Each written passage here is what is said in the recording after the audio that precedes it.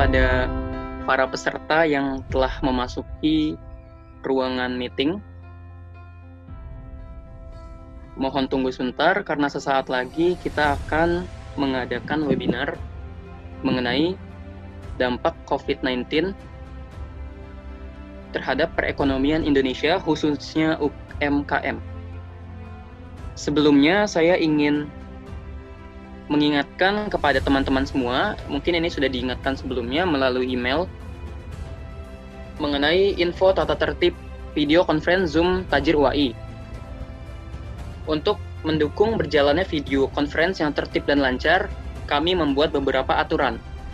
Pertama, semua fitur video akan di-mute otomatis saat masuk dalam meeting. Hal ini sudah diatur oleh host. Kemudian, peserta yang akan menjawab pertanyaan atau mengajukan pertanyaan harus menggunakan fitur telapak tangan atau raise hand.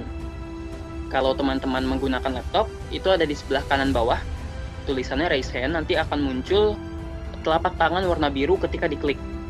Kalau teman-teman menggunakan HP, silakan mengklik tombol titik 3 yang bagian kanan bawah, itu tulisannya nanti more, kemudian ada tulisan raise hand. Nanti akan ada gambar telapak tangan yang diangkat, seperti itu. Kemudian, semua peserta mohon untuk menghidupkan fitur video di perangkat masing-masing agar narasumber maupun host dapat memastikan peserta yang bergabung adalah peserta terdaftar dan terciptanya interaksi yang baik antara narasumber dengan peserta. Sampai dengan host mengizinkan peserta untuk mematikan video. Kemudian, fitur chat group dan share file akan dinonaktifkan oleh admin atau host, tetapi peserta dapat mengirim chat secara private kepada admin untuk menyampaikan masukan atau pertanyaan. Ini bagi yang audionya kurang jelas terdengar atau kurang memadai. Tetapi untuk yang ingin bertanya, bisa langsung face-to-face saja nanti. Nanti akan kami berikan kesempatan kepada teman-teman. Lalu, tata tertib berikutnya adalah peserta yang ingin membagikan file harus izin terlebih dahulu kepada host. Kemudian, peserta harus menggunakan pakaian yang rapi dan sopan selama kegiatan video conference. Dan terakhir, peserta sudah standby selambatnya 5 menit sebelum video conference. Berikut adalah tata tertib yang harus kita patuhi demi berjalannya video conference yang tertib dan lancar. Mohon kerjasamanya untuk semua teman-teman di sini. Kalau begitu, karena pesertanya sudah ada 26, langsung saja saya mulai. Bismillahirrahmanirrahim. Bismillahirrahmanirrahim. Innal hamdalillah nahmaduhu wa nasta'inuhu wa nastaghfiruh wa na'udzu billahi min syururi anfusina wa min sayyiati a'malina may yahdihillahu fala mudhillalah wa may yudlil fala hadiyalah wa asyhadu an la ilaha illallah wahdahu la syarikalah wa asyhadu anna Muhammadan abduhu wa rasuluh la nabiyya ba'dah.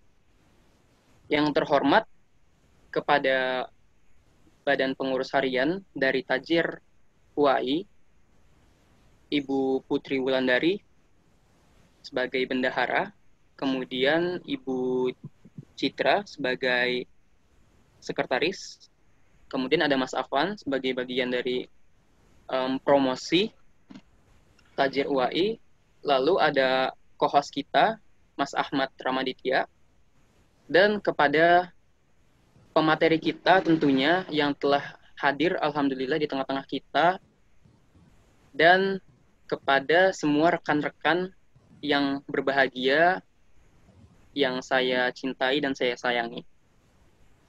Assalamualaikum warahmatullahi wabarakatuh. Waalaikumsalam warahmatullahi wabarakatuh. Marilah kita ucapkan puji dan puji syukur kita kehadirat Allah Subhanahu wa Ta'ala. Berkat rahmat dan hidayahnya, kita dapat berkumpul pada hari ini untuk melakukan webinar yang mana mengangkat tema dampak pandemi COVID-19 terhadap perekonomian Indonesia, khususnya UMKM. Dan saya juga mengucapkan selamat berpuasa bagi umat Islam yang merayakan Semoga segala kegiatan beribadah kita di bulan Ramadan ini dilancarkan. Amin. Amin ya Allah ya rabbal Rabbal alamin. Alamin. Perkenalkan, nama saya Fahmi Adam Augusta selaku moderator yang akan menemani teman-teman dari jalannya awal acara sampai akhir acara ini. Kemudian di sini ada juga co-host kita yang namanya Mas Afan dan ada Mas Ahmad Ramaditya. Nah, ketiga host dan moderator akan menerima dan menampung pertanyaan-pertanyaan dari teman-teman semua. Jadi kalau misalnya nanti ada yang mau bertanya, bisa ke saya, bisa ke Mas Afan, atau bisa ke Mas Ahmad Bahtiar. Begitu. Kemudian, sebelum memulai acara, ada baiknya kita membuka bersama dengan pembacaan basmalah.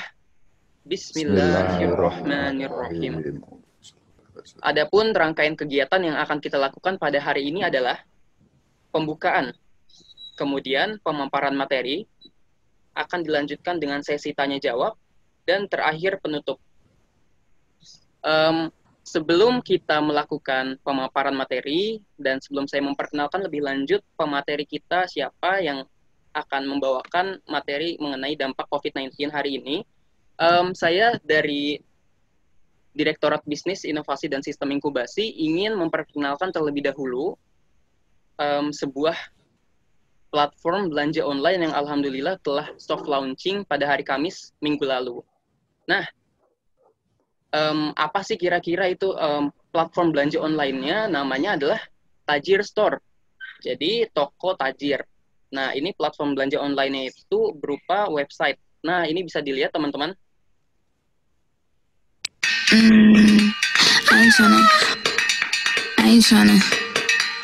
ain't tryna. Yeah, ain't tryna be cool like you. Wobbling around in your high heel shoes, I'm clumsy. Made friends with the floor. 2 for 1, you know a bitch by 4. And 2 left feet, you know I always rock. First thing a girl did was a bop. And the whole damn cake and the cherry on top. Shook up the bottom, made a good girl pop. You ain't even here to party. Ken in the club tryna pipe a Barbie. I don't wanna go with the flow back then until I touch my toes. I don't wanna roll to go. Wrist full of rocks and I hope I flow. Pick up yourself cause you know they don't. I choose. I'm a bitch, I'm a boss. I'm a bitch and a boss, I'ma shine like glass. I'm a bitch, I'm a boss. I'm a bitch and a boss, I'ma shine like glass. I'm a bitch, I'm a boss. I'm a bitch and a boss, I'ma shine like glass. I'm a bitch, I'm a boss. I'm a bitch and a boss, I'ma shine like glass. On the after, you've been the before. I've been the stallion, you've been the seahorse. Don't need a report, don't need a press run. All of my bad pics been all my best ones. I wear the hat and I wear the pants. I am advanced, so I get advanced. And I do my dance and cancel the plans. And you don't be mad cause you had a chance. Said I took it and I ran for it. I win it and I stand on it. Money on the floor, when we dance on it. Shine bright as I put a tan on it. Said I took it and I ran for it. I win it and I stand on it. Money on the floor, when we dance on it. Shine bright as I put a tan on it. I'm a bitch, I'm a boss. I'm a bitch and a boss, I'ma shine like glass. I'm a bitch, I'm a boss. I'm a bitch and a boss, I'ma shine like glass. I'm a bitch. Tajir Store Insya Allah. pasti halal. Tajir Store, insya Allah pasti halal. Bitch and a boss, I'ma shine like glass. I'm a bitch, I'm a boss. I'm a bitch and a boss, I'ma shine like glass. Baik, berikut adalah Tajir Store yang baru saja di-launching pada Kamis pekan lalu. Nah, teman-teman, bagi yang penasaran banget sama gimana keseruan dan banyaknya produk yang ada di Tajir Store, bisa langsung aja mengunjungi, sampai salah ngomong, mengunjungi website tajir.store. Dan kalau misalnya untuk menambah info-info lebih lanjut mengenai Tajir Store itu sendiri, dan mengenai webinar-webinar yang akan kami lakukan pada pekan yang akan datang, itu bisa masuk aja atau follow Instagramnya tajir.uai untuk menambah informasi-informasi mengenai webinar. Terima kasih. Nah, itu untuk informasi tambahannya. Baik, kalau begitu saya langsung saja memperkenalkan pemateri kita yang akan memberikan materi yang sangat keren banget nih. Dampak pandemi COVID-19 terhadap perekonomian Indonesia, khususnya UMKM. Nah, alhamdulillah ini materinya sangat-sangat relate kepada kita ya.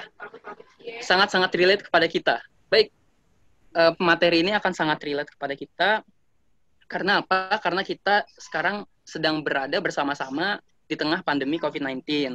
Jadi mungkin ini akan sangat bermanfaat materinya. Langsung saja saya perkenalkan pemateri kita. Ya, ini sosok beliau. Nama beliau adalah Pak Herianto Pribadi. Beliau telah menjalani 2 kali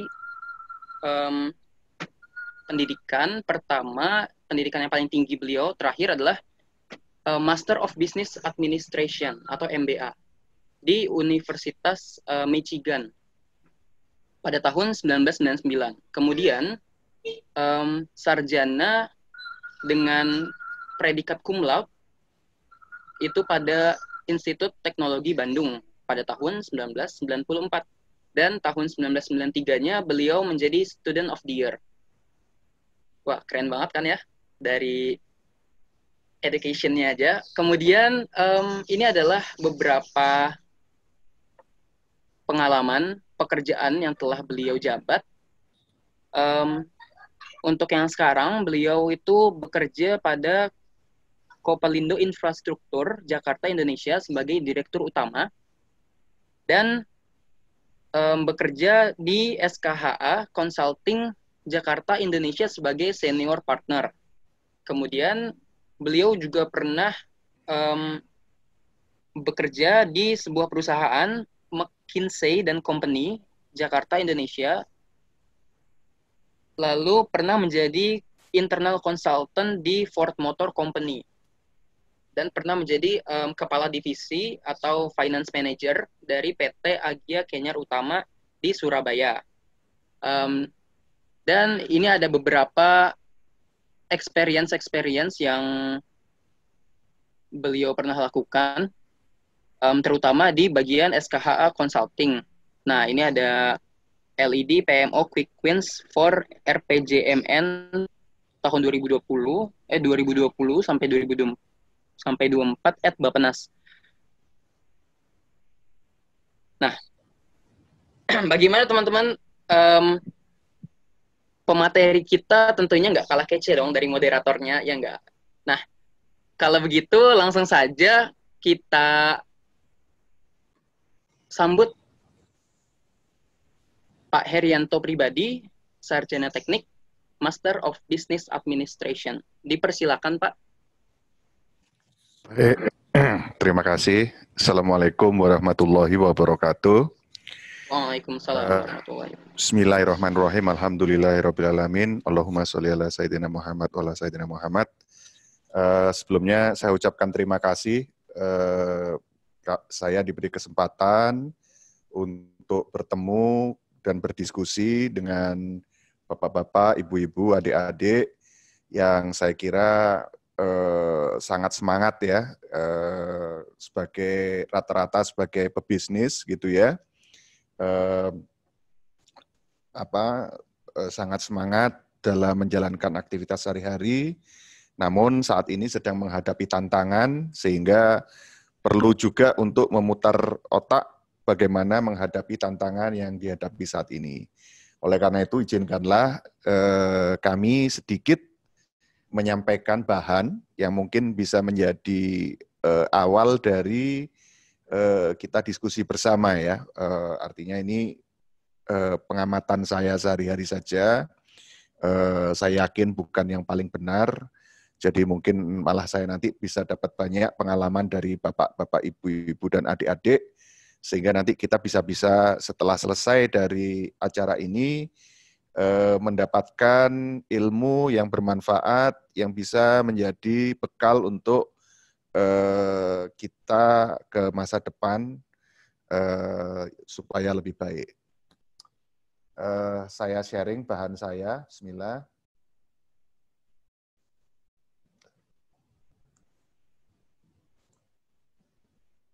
Oke.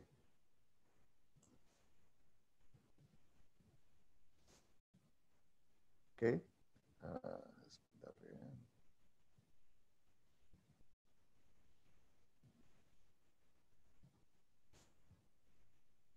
Baik. Sebentar ya. Sebentar saya ini kan. Jadi COVID-19, apakah ini suatu petaka ataukah suatu berkah bagi kita? Ya, ini tergantung dari kita sendiri.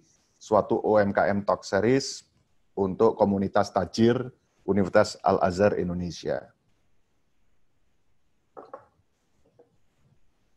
Oke. Nah, kalau kita melihat krisis dalam bahasa Cina yang disebut Weiji, ini menarik karena krisis seperti yang kita alami sekarang dalam kondisi COVID-19 ini, itu bisa berarti bahaya, W itu bisa berarti bahaya, tapi G itu juga sekaligus berarti peluang. Jadi bisa disebut bahwa krisis itu adalah bahaya yang juga mengandung peluang di sana. Dan ini sangat sesuai di Al-Quran juga disebutkan di surat Al-Nasrah bahwa inna ma'al usri yusra. Suatu kesulitan itu pasti diikuti dengan kemudahan. Diulang lagi, fa inna ma'al usri yusra. Jadi bahwa suatu kesulitan itu akan dibarengi dengan kemudahan sesudahnya. Nah, ini adalah pertanyaan-pertanyaan yang selalu menghantui pebisnis UMKM.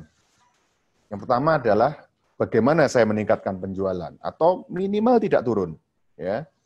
Kemudian biaya. Biaya itu kalau kita sebagai pebisnis UMKM itu juga sesuatu yang menjadi momok. Gimana ini agar biaya saya tidak membengkak supaya margin saya tetap sehat. Kemudian kadang-kadang kita sebagai UMKM tiba-tiba dapat order yang cukup besar. Nah, ketika dapat order yang cukup besar, alhamdulillah senang, tapi juga habis itu berpikir, ini saya dapat modalnya untuk bisa menjalankan order ini bagaimana, gitu kan? Lalu kemudian kita juga mikir juga ini produk saya, layanan saya ini gimana caranya agar tetap disukai oleh konsumen saya. Nah, terus selain itu juga kita kalau punya anak buah, kita juga mikir nih gimana anak buah saya kelola supaya optimal untuk perusahaan saya. Nah, ini adalah apa ya, sehari-hari saya kira yang sudah menjalani bisnis baik mikro, kecil maupun menengah, pasti sangat familiar dengan berbagai pertanyaan ini. Nah, di tengah berbagai pertanyaan ini, kita sekarang mendapatkan situasi krisis yang dinamakan COVID-19 disebabkan oleh suatu penyakit yang dimulai dari China, tapi sekarang sudah ke seluruh dunia. Jumlah yang terkena penyakit sudah lebih dari 3 juta orang, yang meninggal sudah lebih dari 200.000 orang, sehingga rata-rata ekonomi negara itu di seluruh dunia itu turun antara 5-10% dibandingkan prediksi awal di tahun 2020. Indonesia selama sekitar 4 tahun terakhir tumbuh di atas 5%, demikian juga tahun ini harusnya juga tumbuh 5%, namun diprediksi bakal hanya tumbuh 1%. Bahkan mungkin kalau lebih parah lagi, bukannya tumbuh 1%, tapi bisa minus 1,5%. Ya. Apa efeknya? Efeknya akan terjadi PHK besar-besaran. Ini mungkin yang pernah mengalami tahun 98 ya.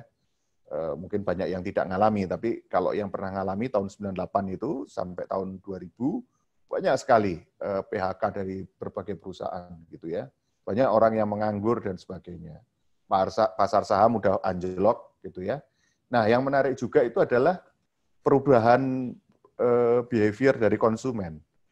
Konsumen yang tadinya mudah untuk belanja, beli barang, ngambil kredit dan sebagainya, sekarang akan sangat berhati-hati. Jadi ini sudah merupakan satu dampak yang tidak bisa dihindari akan terjadi, gitu ya.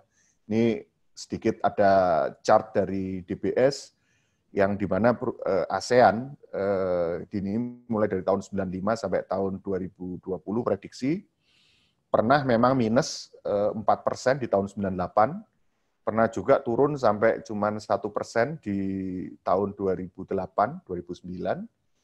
Padahal biasanya rata-rata itu ada di sekitar 4-6%. Nah, kemudian tahun 2010 sampai tahun 2019 itu juga masih berkisar di sekitar 5%. Nah, prediksinya tahun ini turunnya adalah mendekati 0% atau hampir tidak tumbuh sama sekali. Nah, tapi tidak semua bidang mengalami hal yang sama. Ya, ini ada dari konsultan Roland Berger memberikan semacam analisanya. Ada yang naik, ada yang anjlok. Yang kanan atas itu yang paling anjlok gitu. Ya, tourism,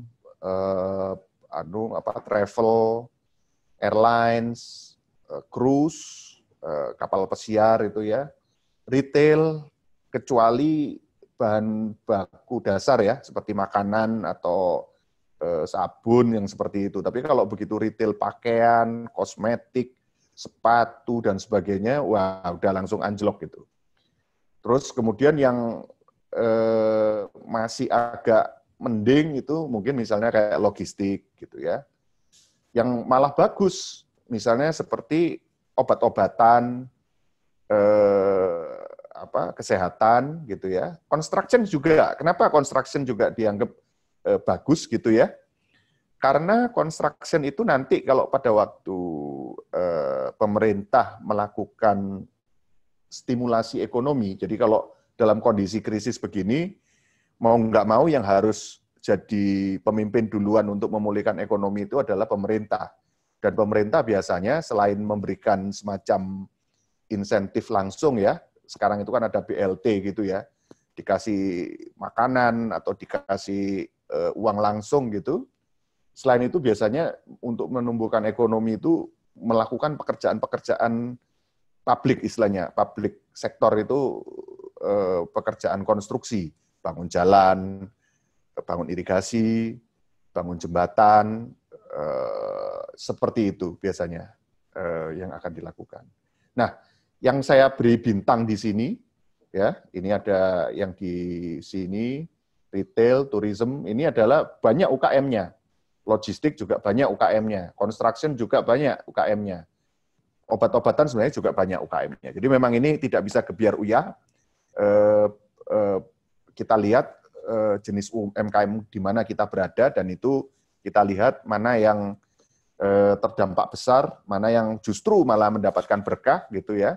Nah, kita lihat nanti masing-masing harus bisa melihat situasinya. Nah, itu kondisinya gitu ya, kondisinya. Tapi apa sih sebagai UMKM yang mesti kita lakukan gitu? Nah, ini menurut saya ada 4 hal yang perlu kita lakukan. Kalau kita adalah pelaku bisnis UMKM gitu ya, ada 4 yang perlu kita lakukan. Yang pertama, kita perlu mengencangkan ikat pinggang dan menyiapkan cash. Jadi nggak boleh kita sampai cash itu habis sama sekali. Apakah itu dari pinjaman, ataukah itu dari tabungan, nggak boleh kita habis cash sama sekali. Ini penting sekali, karena kalau nggak, ya bisnis kita nggak akan mungkin jalan tanpa cash. Kemudian yang kedua, kalau kita udah siap, maka kita mesti adaptasi terhadap situasi baru ini. Yang paling penting dilihat ini adalah ngelihat demand kita, artinya pelanggan kita atau konsumen kita yang biasanya seperti apa, kita lihat gesernya kemana. Karena pasti bergeser. Ada yang disebut new normal, kondisi normal baru. Ini pasti akan terjadi. Sehingga kita lihat gesernya kemana. Kemudian kita lihat gesernya ini sementara atau permanen. Kalau sementara itu paling bergesernya setahun atau maksimal 2 tahun. Tapi kalau permanen, ya sudah seterusnya dia akan terus bergeser seperti itu. Nah, kemudian yang ketiga, ini yang penting. Begitu kita udah tahu apa yang perlu, yang bergeser itu apa saja, maka kita harus berani adopsi cara baru. Ya, apa yang disukai konsumen dan lebih efisien dan lebih cocok terhadap situasi baru itu.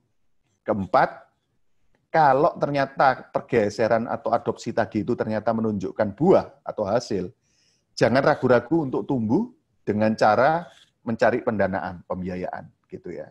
Jadi 4 ini sequence, mulai dari kencangkan ikat pinggang, adaptasi terhadap situasi baru, adopsi. Setelah adaptasi, kita adopsi nih.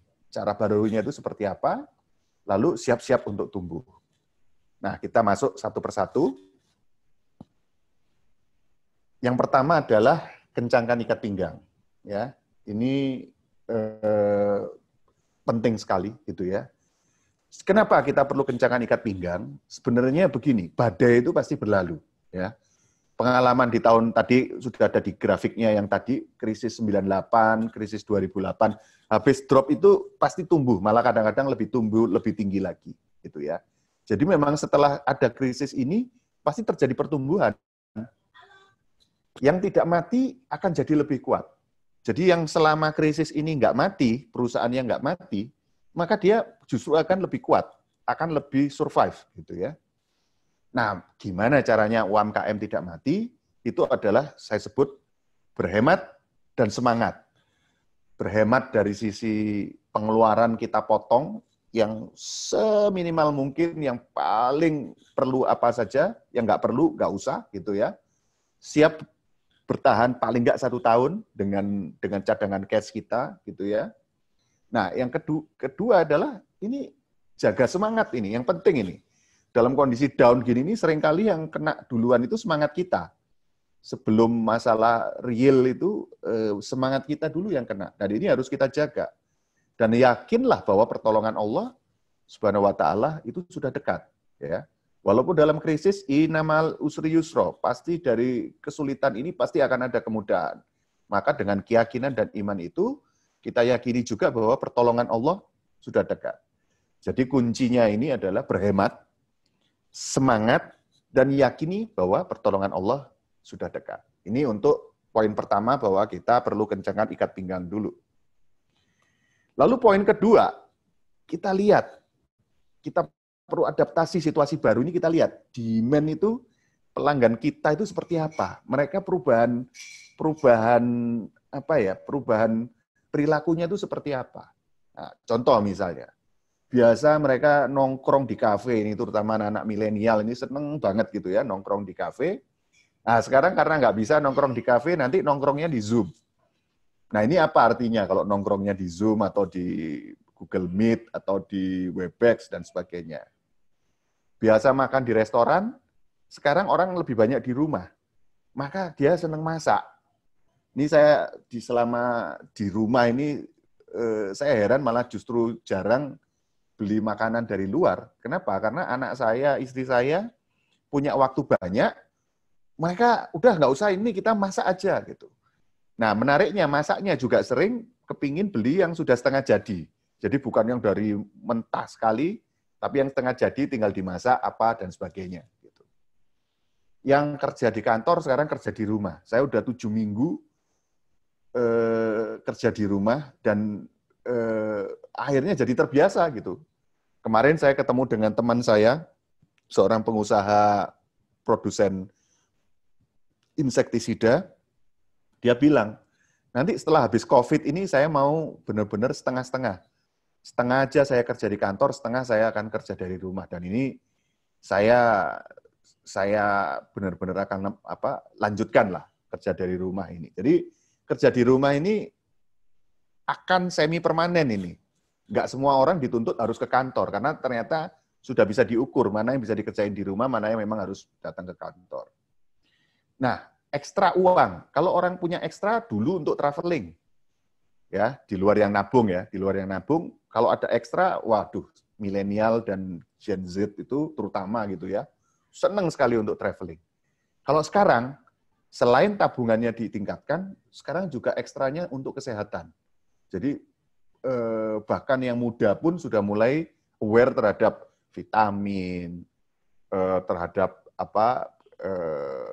alat-alat kesehatan, kebersihan, dan sebagainya yang tadinya nggak terlalu, cuek aja, toh saya masih muda, nggak perlu itu, gitu kan. Nah, terus dulunya belanja di mall, sekarang belanjanya di e-commerce, di Tokopedia, di Shopee, di Bukalapak, dan sebagainya. Atau di Instagram, atau di Facebook. Oh, teman saya nawarin ini, udah beli di teman saya deh, beli di keluarga saya deh, yang kontak lewat Instagram, lewat WhatsApp, dan sebagainya. Nah, terus yang biasa kumpul massal, mau ada pengajian besar, mau ada konser atau apa, sekarang karena social distancing, pasti akan berpikir 2 kali, 3 kali. Seperti itu. Nah, pergeseran ini, demand ini kita juga perhatikan, mana yang sementara, ya kalau sementara kan berarti diadopsi sementara ya, mana yang permanen gitu ya. Nah, misalnya ini, misalnya perilaku berhemat. Ini jangan-jangan permanen ini. Orang yang sudah pernah krisis itu pasti udah mikir itu. Paling enggak 5 tahun itu dia mikir, aku harus hati-hati, kira-kira gitu. Virtual shopping, itu kayaknya juga permanen. Wah, ternyata saya nggak harus jalan-jalan ke mall gitu kan, untuk belanja gitu kan. Sebenarnya 2-3 tahun ini, kalau kita lihat ke pusat perbelanjaan dan seperti Mangga 2, Glodok, dan sebagainya, itu sudah terjadi pergeseran. Banyak sudah yang geser akhirnya belanja itu di online. Tapi dengan adanya krisis ini, maka ya ini jadi dipercepat begitu. Ini mall, pusat perbelanjaan dan sebagainya pasti mengalami problem karena mereka bersaing dengan e-commerce retail ini ya bakal nggak mudah ini setelah ini ya. Bekerja di rumah juga tadi saya bilang kemungkinan juga akan menjadi tren. Kalau yang perubahan sementara apa misalnya? Tidak berpergian, orang tidak berkumpul misalnya. Itu ya mungkin 6 bulan, setahun gitu masih bisa dicegah. Tapi habis itu ya nggak tahan kan. Wah kepingin pergi saya, gimana caranya pergi walaupun harus pakai masker, harus pakai pelindung, harus pakai apa, tapi saya kepingin pergi. Saya pengen kumpul-kumpul. Ini karena manusia juga sebagai makhluk sosial gitu ya. Nah itu yang perhatikan. Jadi selain kita lihat adaptasinya itu apa saja, kita lihat juga perubahannya sementara atau permanen. Kalau sudah kita amati, segmen saya ini, maka kita terhadap bisnis kita harus modifikasi. Tidak bisa tidak ini. Minimal modifikasinya bisa sedikit, bisa banyak. Ya. Nah, apa saja yang dimodifikasi? Minimal ada 3. Minimal ada 3. Bisa produk layanannya, bisa cara mendelivernya, bisa cara promosinya. Ya, ini juga bisa sama, bisa dimodifikasi dikit atau diubah sama sekali, gitu ya. Dan ini kita harus berani trial and error, coba sampai ketemu formula yang pas, gitu kan. Ya, baik lagi yang perlu kita cermati itu adalah produk atau layanan kita ini apakah masih istilahnya cocok, gitu ya. Terus kemudian cara mendelivernya, melayaninya juga masih cocok kah gitu kan? Cara promosinya juga sama. Nah ini yang kita harus modifikasi terhadap produk dan layanan kita. Nah ini ada 3 contoh yang ingin saya sampaikan ya. Ini contoh nih ya, ini real nih. Yang satu ini teman saya punya rumah makan Padang di Denpasar. Ya, dia ukurannya ya nggak sebesar sederhana lah ya. Ini rumah makan Padang yang agak kecil dan di Denpasar itu rumah makan Padang kan bukan restoran besar ya. Tapi dia sehari itu bisa antara 100 sampai 150 pengunjung sehari. Nah, itu dia udah punya takaran itu. Dia ada lokasinya, sudah lokasi itu lumayan terkenal, sudah ada pelangnya dan sebagainya.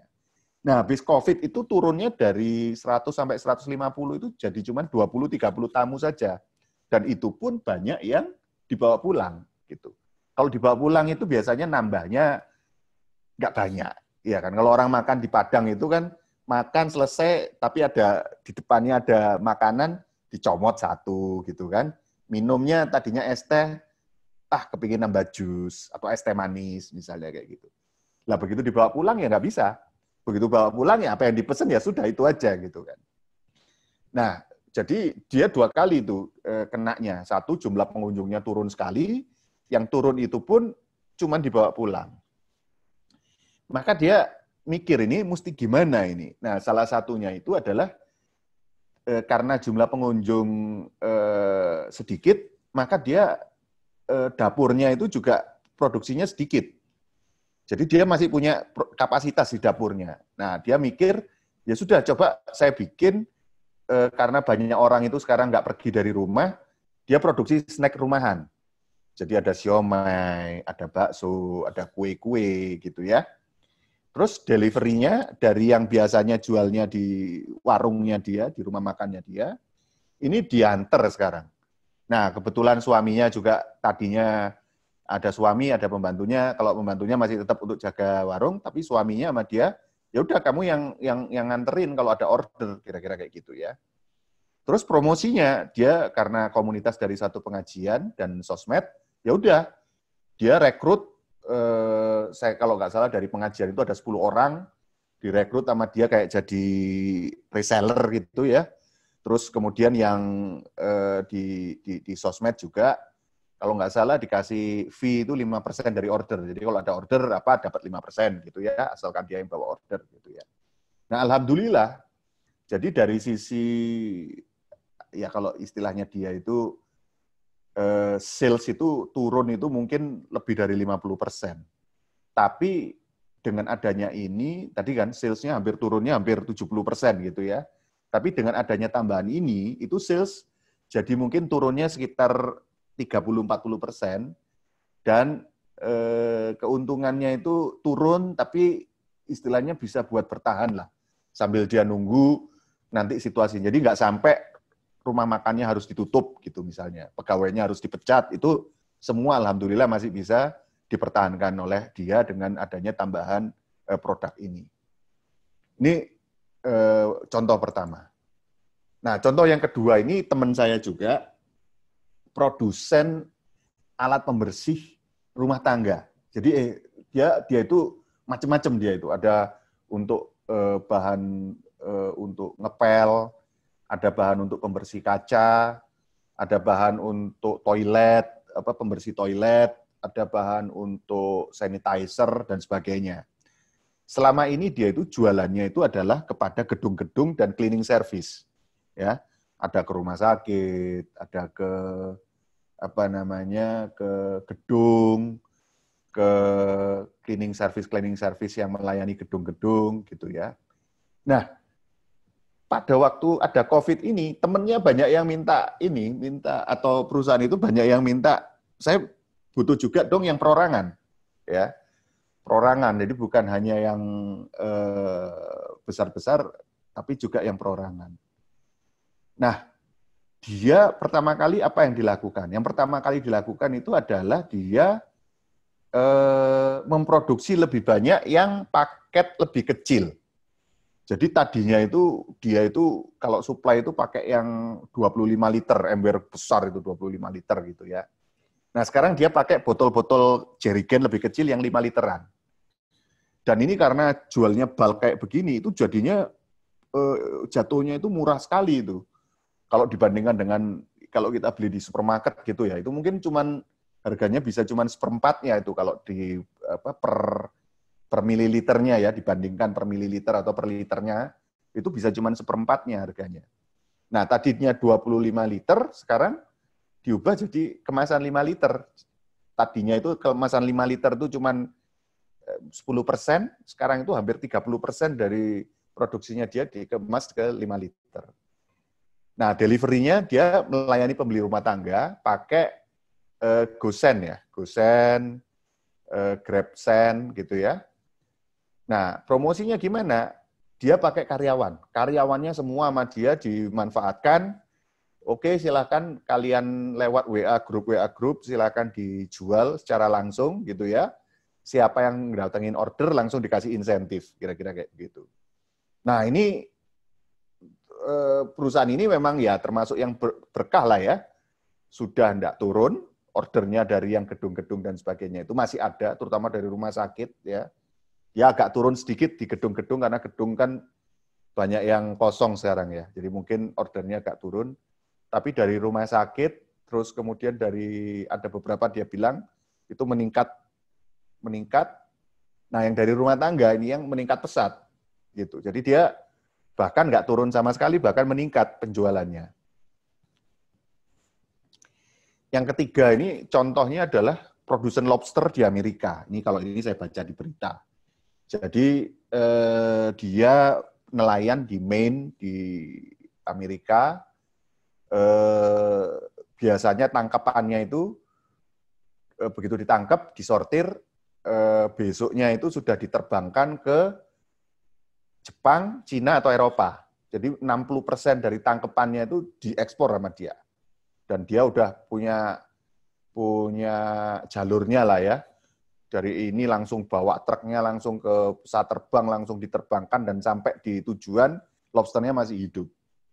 Nah, setelah COVID ini tidak boleh penerbangan ke Jepang, ke Cina, ke Eropa, dan masing-masing negara itu tidak boleh mengekspor barang hidup itu. Semua ditutup.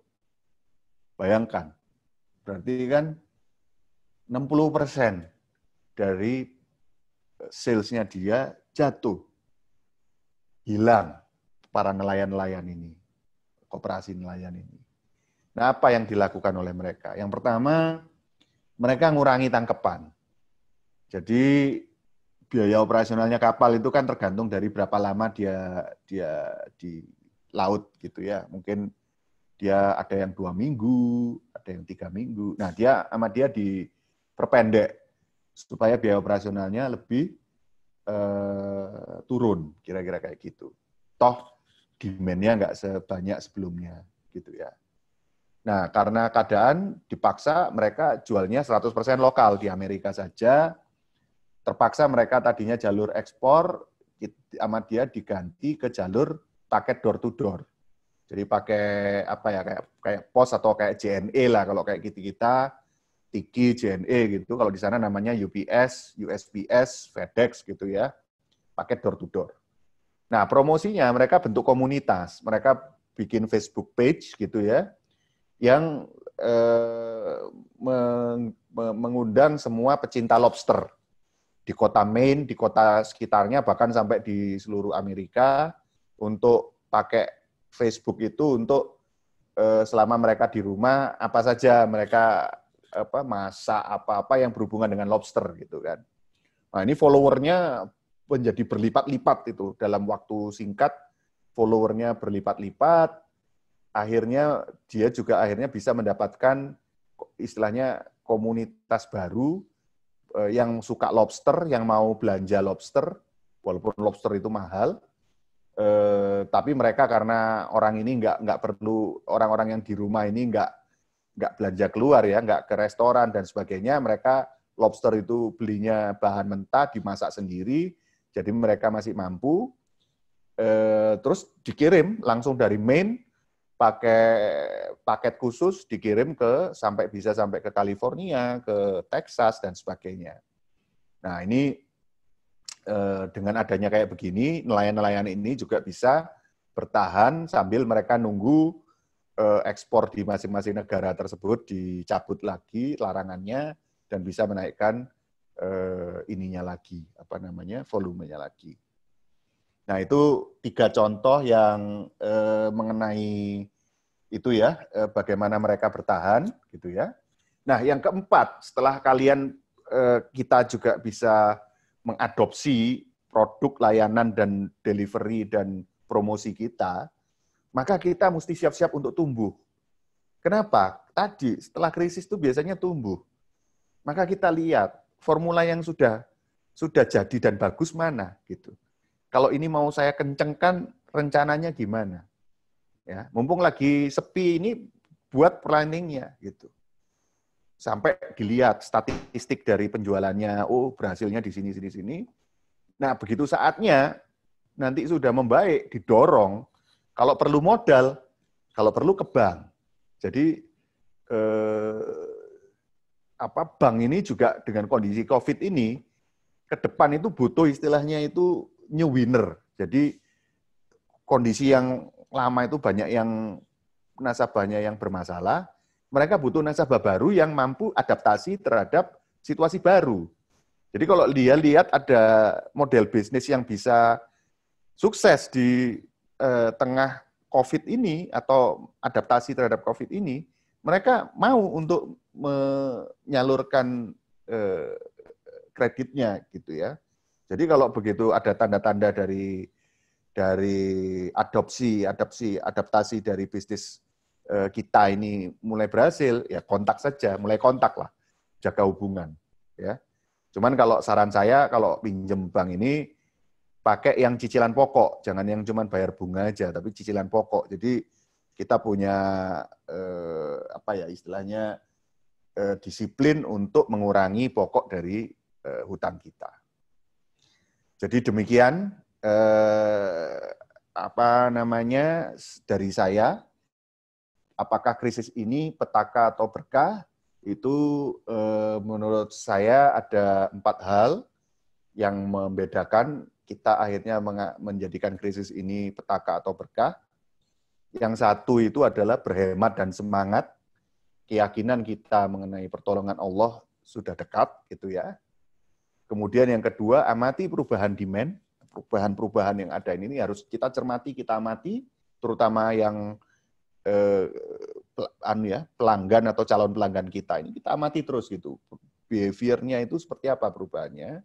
Lalu ketiga, kita trial and error, kita modifikasi produk, delivery, dan promosi kita. Dan yang terakhir, kita siap untuk tumbuh. Salam sukses dari saya. Moga-moga yang sedikit ini bisa bermanfaat untuk kita semua. Kita buka diskusi tanya-jawab. Moga-moga kita bisa sharing ilmu, saling sharing pengalaman yang bisa menjadi ilmu yang bermanfaat untuk kita semua. Demikian, wabillahi taufiq wal hidayah. Walhamdulillahirabbil alamin. Assalamualaikum warahmatullahi wabarakatuh. Waalaikumsalam warahmatullahi wabarakatuh. Baik, terima kasih saya ucapkan kepada Bapak Herianto pribadi karena telah memberikan pemaparan yang jelas sekali mengenai dampak COVID-19 terhadap perekonomian Indonesia, khususnya UMKM. Nah, tadi itu udah jelas banget ya teman-teman, bagaimana perubahan tren itu terjadi hanya karena sebuah pandemik. Nah, selanjutnya kita akan memasuki sesi tanya-jawab.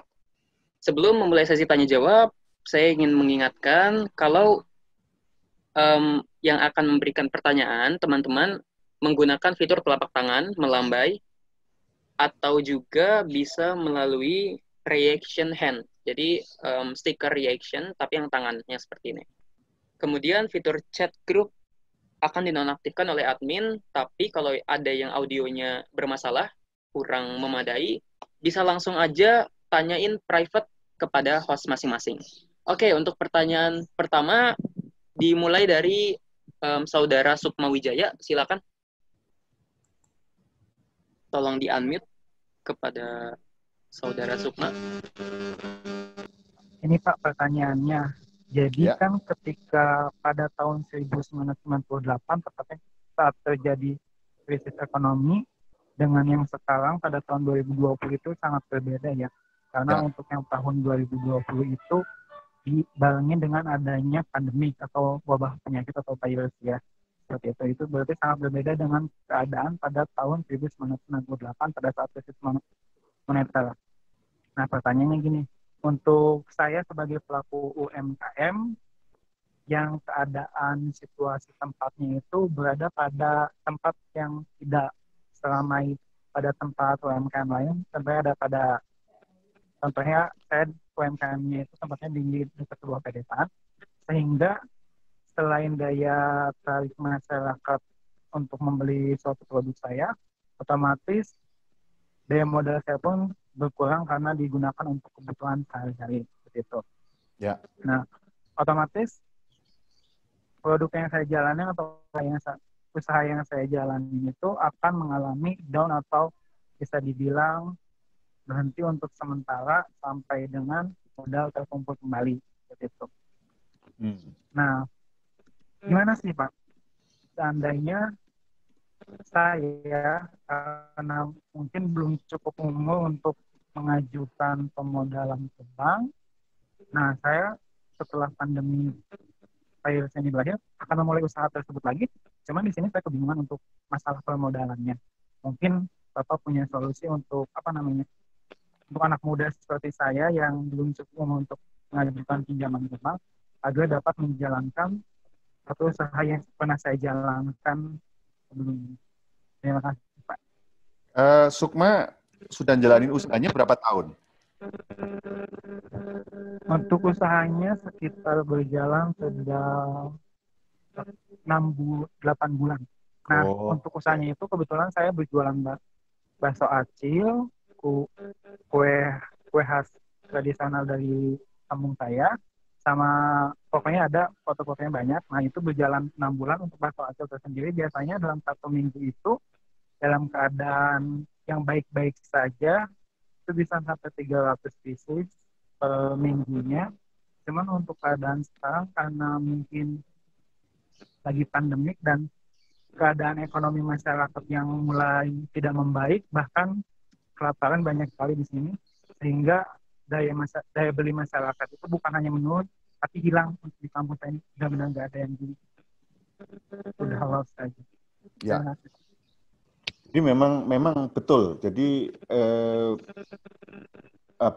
kalau 8 bulan itu memang belum ini ya. Tapi begini, satu biasanya nanti beberapa, ya mungkin nggak sekarang ya, tapi beberapa bulan lagi itu biasanya akan ada program dari pemerintah untuk yang mau menjalani usaha lagi. Dan itu syaratnya lebih ringan dibandingkan biasanya.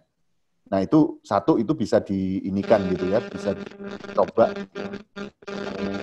yang dari Kemenkop dan sebagainya, itu untuk permodalan.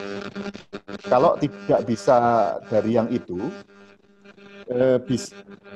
tentu saja permodalan yang paling saya pun pernah ngalami itu, permodalan yang paling itu adalah dari orang di sekitar kita, ya dari keluarga, dari teman, dari apa, di mana kita katakanlah bersarikah ya, mereka mengumpulkan uangnya, lalu kemudian kita putar, kita bagi keuntungannya kita bagi. Nah itu sangat umum dilakukan. Jadi menurut saya kalau tidak bisa mendapatkan akses dari yang lembaga, tentu saja yang seperti itu pasti insya Allah bisa. Jadi dari keluarga, dari teman gitu ya, yang kira-kira ini dikumpulkan. Nah ini kuncinya adalah bersarekahnya itu yang dijalankan dengan istiqomah dan amanah gitu ya. Nah, mengenai demand sendiri seperti apa, itu tadi yang saya bilang bahwa kalau sebenarnya bidang kamu, yaitu kue, makanan-makanan kecil, dan sebagainya itu, asalkan tahu pasarnya yang masih hidup di mana, itu harusnya masih ada itu.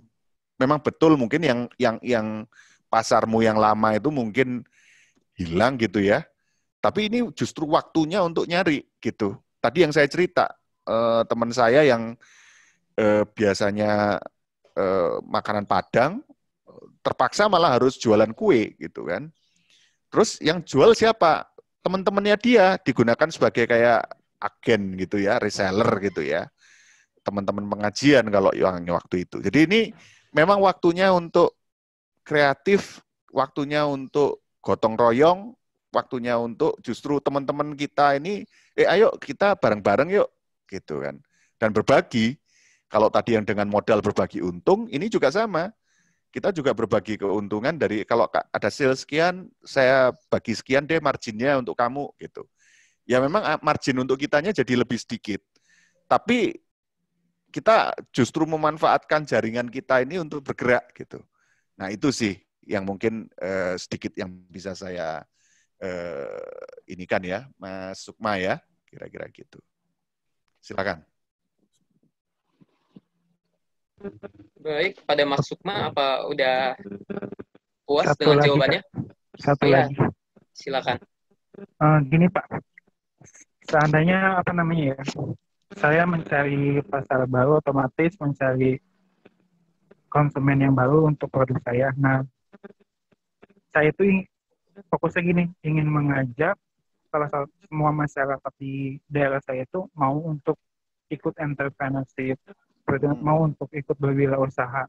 Jadi warganya atau masyarakatnya itu nggak stuck sama penghasilan pabrik atau nggak stuck sama penghasilan perusahaan milik negara. Karena kejadiannya pada saat ini seperti ini, sampai 80% warga masyarakat di sini itu kan kena PHK. Ya. Kena PHK. Nah, saya itu inginnya mengajak, ayo loh, wirausaha itu nggak sejelek yang kita bayangkan, nggak sejelek yang kamu lihat, nggak sekampungan yang kamu lihat. Tapi ketika saya talking about that, society of the country-nya itu they are don't care. Mereka itu nggak peduli sama yang namanya entrepreneurship. I don't know. Karena apa namanya? Mungkin ada solusi caranya untuk meyakinkan atau mengajak agar si masyarakatnya itu juga ayo semangat gitu. Jadi semangat gitu untuk berusaha. Solusinya seperti apa kira-kira ya? Terima kasih Pak. Ya, kalau itu sih simple itu. Kalau itu memang tidak semua orang itu punya potongan untuk jadi entrepreneur, itu udah pasti itu ya.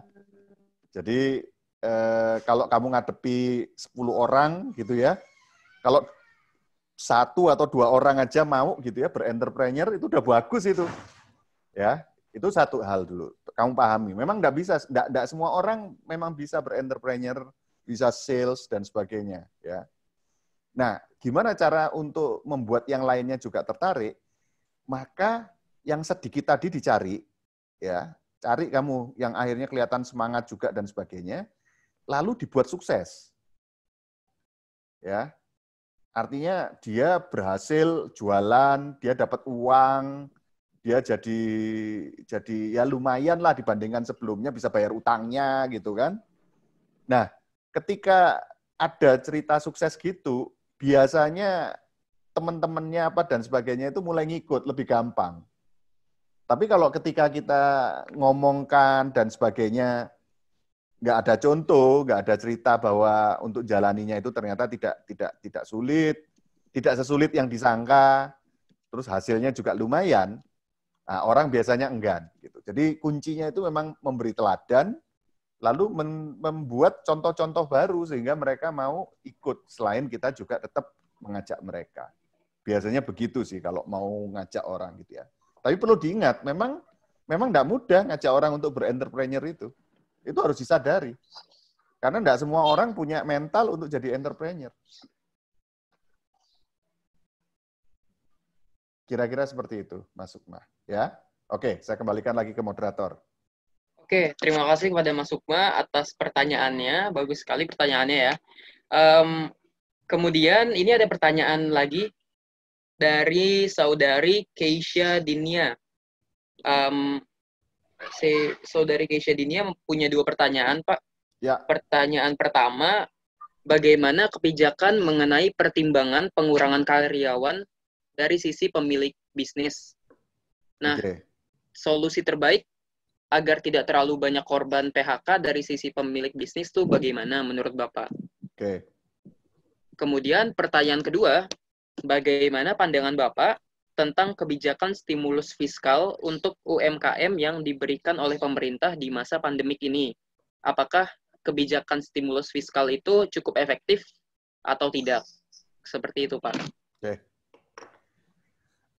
Yang nomor pertama ya, Keisa, terima kasih. Jadi mengenai PHK, jadi bisnis itu hukumnya memang hukum capital, dalam arti kalau di dalam perusahaan itu tidak ada uangnya ya memang susah gitu ya meneruskan gitu ya. Tapi biasanya kalau saya menyarankan gitu ya, ini termasuk yang dialami oleh perusahaan saya sendiri, biasanya kita buat istilahnya itu prioritas ya. Yang pertama tentu saja kalau bisa prioritas pertama itu adalah tidak di PHK. Nomor kedua, prioritas kedua itu sebenarnya adalah bermusyawarah, lalu secara bersama-sama dan sukarela memotong gaji sementara. Ya kan? Ini kan uangnya terbatas. Ya kan? Bisa dilakukan PHK, semuanya di PHK, atau sebagian besar di PHK, atau ya sudah kita pertahankan, tapi ya sudah berarti gajinya mau nggak mau harus selama masa ini ya harus mau dikurangi bersama-sama gitu kan, potong 30%, potong 40% bersama-sama ya. Itu prioritas kedua. Prioritas ketiga itu adalah yang namanya dirumahkan. Apa bedanya di PHK dan dirumahkan? Kalau di PHK itu benar-benar sudah dipecat, artinya hubungan dengan perusahaan sudah tidak ada lagi. Ya.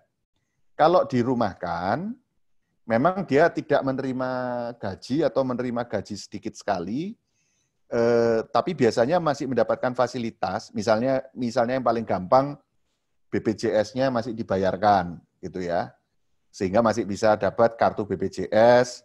Kalau ada sakit atau apa-apa masih bisa pergi ke rumah sakit, ada kartu BPJS, misalnya kayak gitu. Nah, dirumahkan ini berarti begitu kondisinya membaik, maka dia masih bisa mendapatkan pekerjaannya yang awal tadi gitu. Itu nomor 3. Nomor 4 terakhir baru dilakukan PHK. Nah, ini memang dalam kondisi seperti ini tidak mudah dan akhirnya pasti akan ada kebutuhan PHK dari perusahaan yang memang terkena kondisi keuangannya berat gitu ya. Nah, kemudian yang kedua itu adalah pertanyaan mengenai stimulus fiskal UMKM.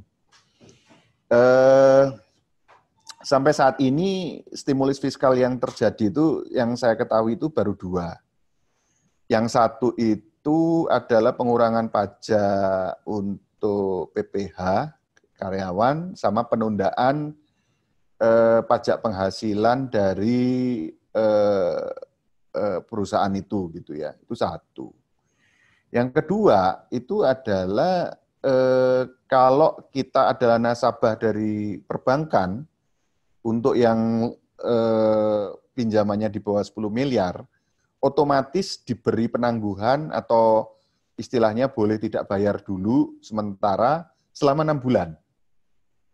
Jadi itu kayak diberi grace period. Grace period itu adalah masa boleh tidak bayar pokok, tidak bayar bunga, nanti baru ditunda ke 6 bulan berikutnya. Jadi kemarin mulai Maret baru boleh bayar lagi bulan September.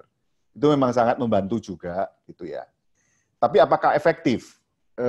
Jawaban saya belum. Kenapa belum? Karena penyakitnya itu belum hilang. Apa penyakitnya? Penyakit terbesarnya ini kan demand hilang. Ya. Permintaan hilang. Orang nggak belanja. Ini adalah sumber penyakitnya. Bukan masalah pinjaman atau apa, atau fiskal. Selama demand-nya tidak ada, selama tidak ada permintaan terhadap produk dan layanan kita, ya selama itu juga UMKM ini pasti menderita. Maka sebenarnya menurut saya, pemerintah itu harusnya juga mendorong program-program yang akan mendorong permintaan dari masyarakat, yang akan membuka lapangan pekerjaan. Karena kalau membuka lapangan pekerjaan kan orangnya dapat penghasilan. Penghasilan dia bisa belanja lagi. Belanja inilah yang akhirnya menciptakan UMKM-UMKM. Kira-kira kayak begitu.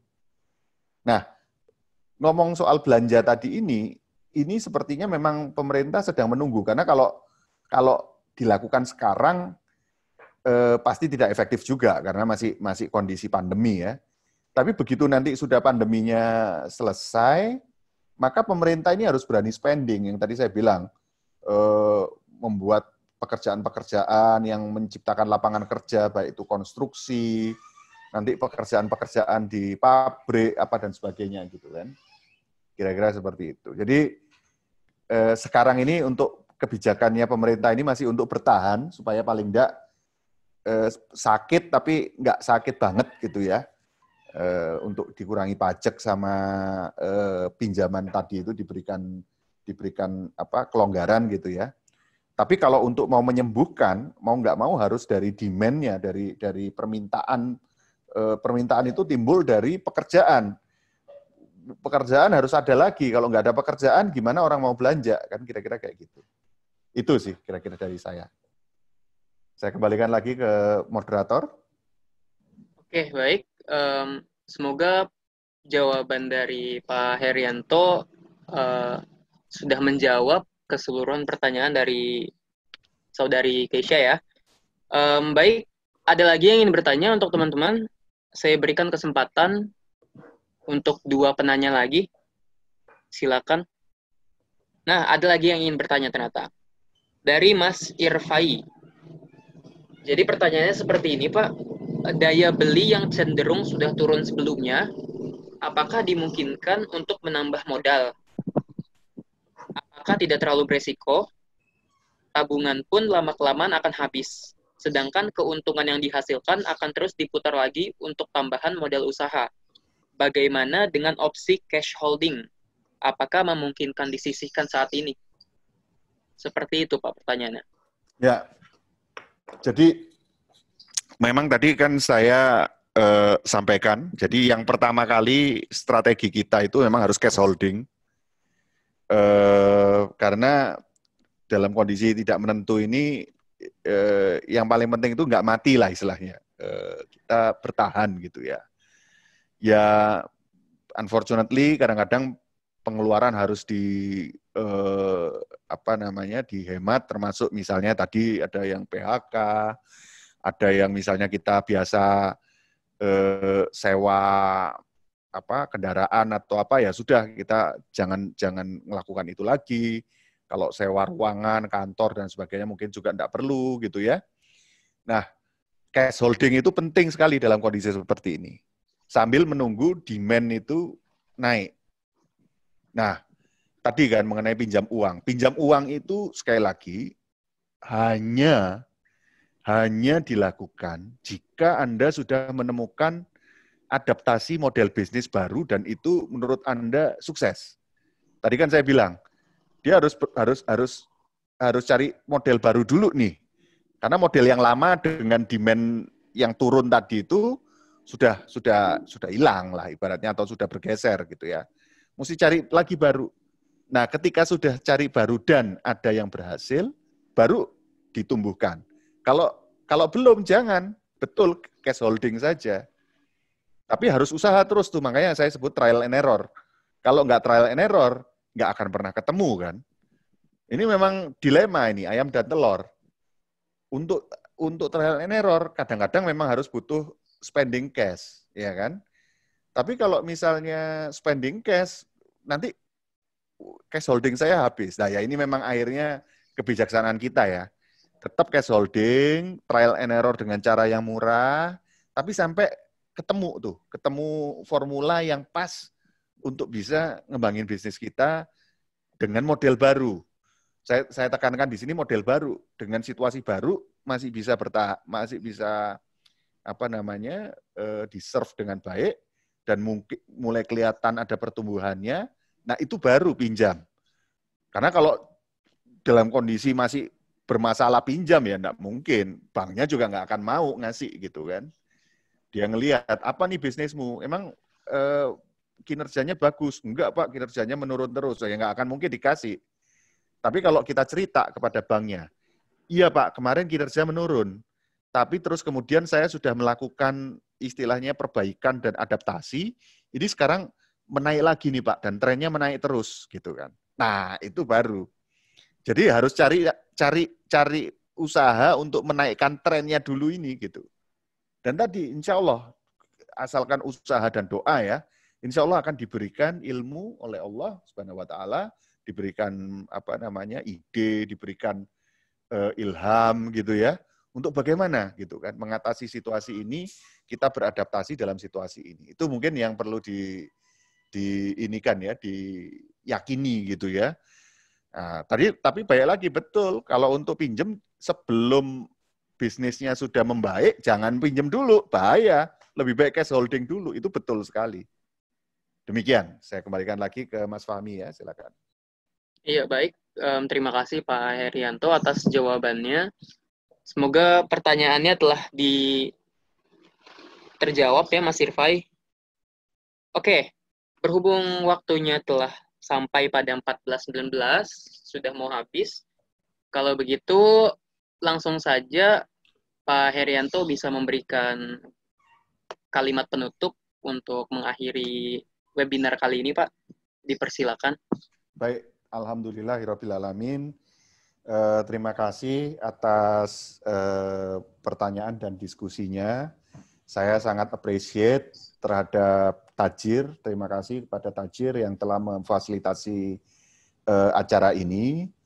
Kita berdoa bersama agar semua kita ini mampu melewati masa pandemik ini, kita saling berdoa, sehingga kita justru insya Allah ditolong oleh Allah Subhanahu wa Ta'ala dan menjadi lebih sukses setelahnya. Demikian dari saya. Mohon maaf jika ada yang kata-kata yang salah, yang tidak tepat, mohon dimaafkan.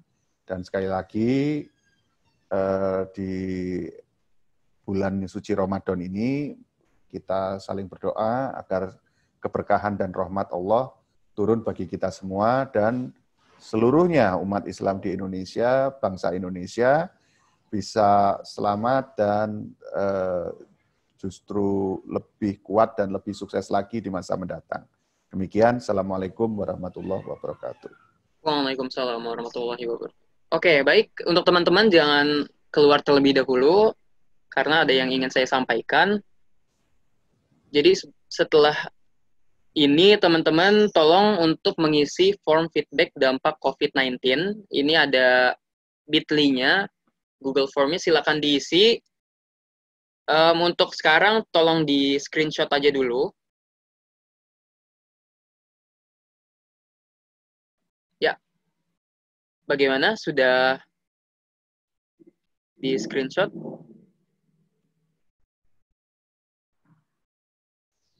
Oke. Saya beri waktu untuk teman-teman men-screenshot dulu. 10, 9, 8. Ya, oke. Kalau begitu, demikianlah webinar hari ini mengenai dampak pandemi COVID-19 terhadap perekonomian Indonesia, khususnya UMKM. Saya selaku moderator, mohon maaf jika ada kesalahan, baik yang disengaja maupun yang tidak disengaja, dan terima kasih kepada para peserta yang telah hadir. Semoga ilmu yang telah disampaikan oleh pemateri kita pada hari ini dapat bermanfaat bagi kehidupan kita masing-masing. Amin, amin ya rabbal alamin. Marhaban ya Ramadan. Selamat menunaikan ibadah puasa 1441 Hijriah. Semoga puasa kita selama 1 bulan ke depan mendapatkan berkah dan ridho dari Allah Subhanahu wa Ta'ala.